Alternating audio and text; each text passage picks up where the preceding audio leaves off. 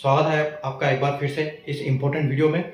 और आज की इस इम्पोर्टेंट वीडियो में आपके लिए मैं एक कंपाउंड इंटरेस्ट का क्वेश्चन लेके आया हूं, ताकि हमारी जो इम्पोर्टेंट पीवाईक्यू की सीरीज चल रही है उसको आगे बढ़ाएंगे। और आज एक इम्पोर्टेंट क्वेश्चन करेंगे जो कि पिछले साल एग्जाम में आया हुआ था। ठीक है, तो ये क्वेश्चन भी मैंने आंसर की से लिया हुआ है। ठीक है, तो आप देख सकते हो क्वेश्चन, और इंग्लिश और हिंदी में दोनों में हम बात करेंगे कंपाउंड इंटरेस्ट यानी चक्रवृद्धि ब्याज। Ramesh invested rupees 25,000 each in two different schemes for 2 years. The rate of interest in the first scheme is 8% per annum compound annually, and in the second scheme is 6% per annum compounded annually. What is the difference in the compound interest on both the scheme?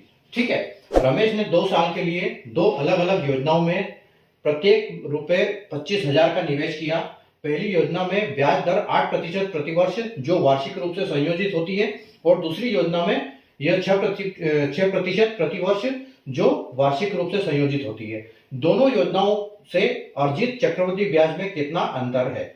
ठीक है, तो कहानी यह है कि रमेश ने 50,000 रुपए invest किए, यानी कि 25-25 2 स्कीम में। ठीक है, एक स्कीम में उसने 8% पर एनएम के हिसाब से किया, और यह भी कंपाउंड इंटरेस्ट है यानी चक्रवृद्धि ब्याज पर, और दूसरी स्कीम में 6% के हिसाब से उसने निवेश किया था, यह भी चक्रवृद्धि ब्याज के ऊपर है। ठीक है, और दोनों 2 साल के लिए है। तो आपको यह बताना है कि इंटरेस्ट जो दोनों में आया उसमें अंतर कितना है दोनों इंटरेस्ट में। ठीक है, तो दोनों स्कीमों के इंटरेस्ट में। अब यहां पर जो अप्रोच ये कहती है कि आप 25,000 का 8% निकालो, और 8% देखो, आपको पता है कि कंपाउंड इंटरेस्ट में पहले साल के लिए जो भी होता है वो सिंपल इंटरेस्ट के हिसाब से चलता है, क्योंकि वहां पर कोई कंपाउंड नहीं होता पहले साल में, कंपाउंड होता है दूसरे साल में। ठीक है, यानी कि यहाँ पर 2 साल की बात कर रहा है, तो 1 साल के लिए हमारे पास कंपाउंड होगा।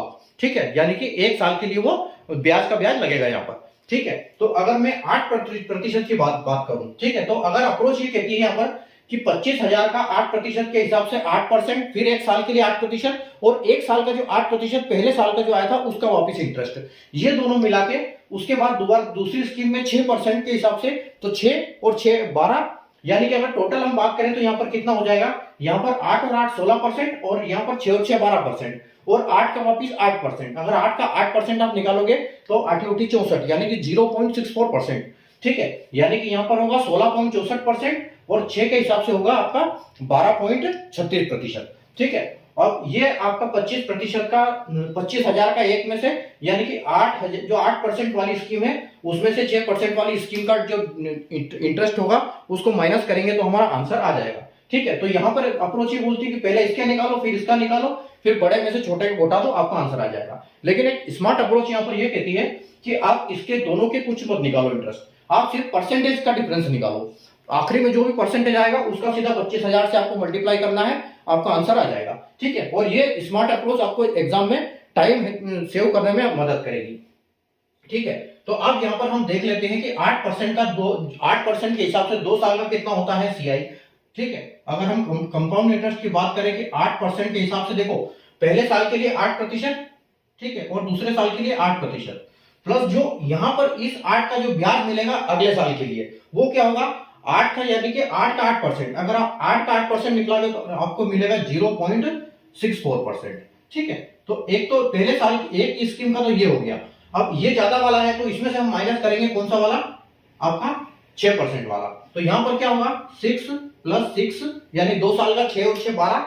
ठीक है, प्लस आपका इसका 6 का 6%, यानी कि 6 36 36, तो 0.36, तो 0.36 यहां पर आपका ये आने वाला है। ठीक है, तो दोनों साल के लिए पहली स्कीम हो गई, पहली स्कीम में पहला साल दूसरा साल, और ये ब्याज का ब्याज, दूसरी स्कीम का पहला साल दूसरा साल, और ये ब्याज का ब्याज। ठीक है, तो यहां पर आप देखो, अब आपको करना क्या है, यहां पर आप इसको टोटल कर दो, तो 8 और 8 16, यानी कि आपका यहां पर आ जाएगा 16.64, और माइनस में आ जाएगा यानी कि 6 और 6 12, और 0.36। ठीक है, अब आपको बस इसको माइनस कर देना है आपको। ठीक है, तो अगर आप इसको माइनस करोगे तो आपको 16.64 माइनस 12.36, बस आपको तो देखो 14 में से 6 गया 8, और यहां पर आपका 5 में से 3 गया तो 2 28, और 6 में से 2 गया तो 4 और 0, यानी कि यहां पर आपको मिलेगा 4.28%। ठीक है, तो ये आपका मतलब फाइनल डिफरेंस है जो परसेंटेज आएगा उसका डिफरेंस है ये। तो अब आपको करना क्या है, सीधा सीधा इसका मल्टीप्लाई कर देना है किसमें, आपको 25,000 में। ठीक है, तो आपका आंसर आ जाएगा। तो 25,000 गुणे कितना, 4.28%, तो 4.28%।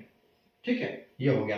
अब देखो, जैसे कि मैंने आपको पहले भी कई बार क्वेश्चंस में बताया है कि जब परसेंटेज किसी भी चीज का निकालना हो तो परसेंटेज को भी काटो और उसके साथ 2 जीरो को भी काट दो, ताकि वो आपका सीधा सीधा मल्टीप्लाई बन जाता है। तो यहां पर परसेंटेज को काटा हमने और ये 2 जीरो काटा। अब हमारे पास देखो क्या है, 250 इंटू 4.28।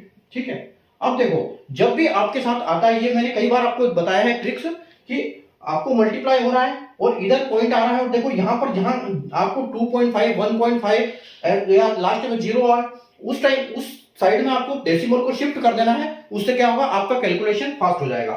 ठीक है, तो अगर हम इधर शिफ्ट करते हैं इसको, अगर यहां पर इसको शिफ्ट करेंगे तो ये पॉइंट कहां आ जाएगा, 2 के बाद, यानी कि 2 के बाद। तो 2 के बाद आ जाएगा तो ये जीरो ऑटोमेटिक गया, और यहां पर आपका बन जाएगा 2.5 इंटू 428। ठीक है, तो 428 का आपको 2.5 गुना करना है, बस आपका आंसर आ जाएगा। ठीक है, तो आप इसको बहुत आसानी से कर सकते हो, और इसमें भी अगर आपको मेहनत लगती है तो आप इसको भी कर सकते हो। इसको 2.5 को 5 बना दो और इसको आधा कर दो, यानी कि 214 कर दो, तो भी आपका आंसर आ जाएगा। ठीक है, तो हम इसको सीधा सीधा इसका 2.5 गुना कर देते हैं, 428 का 2.5 गुना, यानी कि 428। अब इसको आपको कैसे करना है दिमाग में, कि 428 और 856। ठीक है, 856 तो ये दुगना हो गया, और इसका आधा यानी कि कितना, 214। तो 214 आपको 856 में जोड़ देना है। तो 56 में आपने 14 जोड़ दिया तो आपका 70 हो गया, और 2 और जोड़ दिया यानी कि 1000। तो आपका आंसर क्या हो जाएगा, 1070। ठीक है, तो ये फाइनल आपका आंसर हो जाएगा यहाँ पर। ठीक है, जो कि आप देख सकते हो। और देखो ऑप्शन बिल्कुल क्लोज दिए हुए, तो आप ऑप्शन से कर भी नहीं सकते हो, इसको कैलकुलेट करना ही पड़ेगा। ठीक है, तो आपका जो ऑप्शन सी है यहाँ पर बिल्कुल करेक्ट आंसर हो जाता है। ठीक है, अगर आपको अप्रोच अच्छी लगी तो वीडियो को लाइक और शेयर जरूर कर दीजिएगा। चैनल को सब्सक्राइब करके बेल आइकन को ऑल पर प्रेस कर लीजिए, ताकि ऐसे ही वीडियो में आपके लिए डेली लेके आता हूं क्वेश्चंस के। ठीक है, क्योंकि आपकी जून के लास्ट तक ये एग्जाम का जो CBT 1 का रिजल्ट आ जाएगा, और जुलाई में आपकी एग्जाम हो जाएगी, 31 से पहले आपकी CBT 2 हो जाएगी। ठीक है, तो आप तैयारी करते रहिए। प्लेलिस्ट बनी हुई है चैनल पेज पे, जाइए वहां पर देखिए पूरी, मैं एक सीक्वेंस में, तब तक मैं ऐसे कई क्वेश्चन करवा दूंगा आपको। ठीक है, तो आप चैनल को सब्सक्राइब कर लीजिए और डेली मेरे साथ ये क्वेश्चन करिए। कोई लॉन्ग मेथड भी, कोई लंबी मैराथन भी नहीं, कोई 1 घंटे का वीडियो भी नहीं, सिर्फ 4 से 5 मिनट का एक वीडियो, जिसमें एक अच्छा कॉन्सेप्ट आपको सिखा के जाऊंगा। ठीक है, तो वीडियो को लाइक कर दीजिए, शेयर कर दीजिए। मिलते हैं अगले वीडियो में एक नए क्वेश्चन के साथ, नए कॉन्सेप्ट और ट्रिक के साथ। तब तक के लिए गुड बाय, टेक केयर।